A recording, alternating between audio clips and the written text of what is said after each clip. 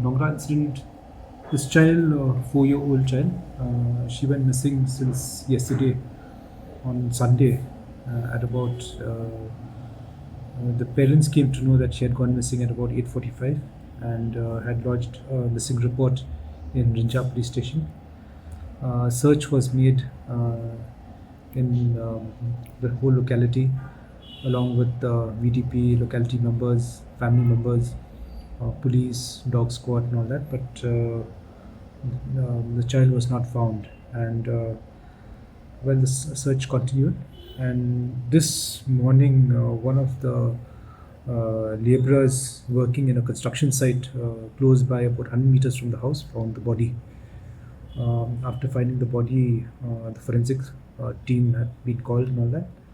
Body was lifted from there and taken to Nigram's. Post-mortem has been conducted.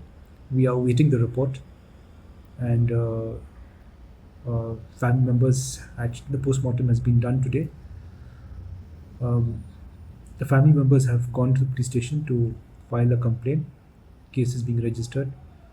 An SIT will be formed on this case to ascertain the facts of the matter and to also zero down on the culprit or culprits.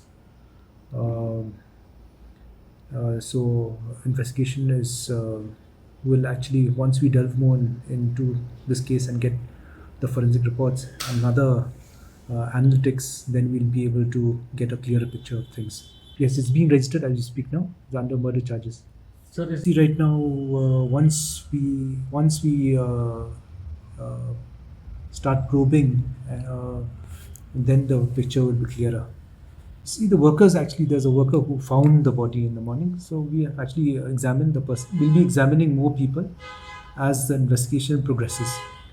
After she went missing, alerts were sounded everywhere to all our police stations, to all units outside, and in fact, we had given out a lookout notice everywhere, thinking that she might have been lost somewhere.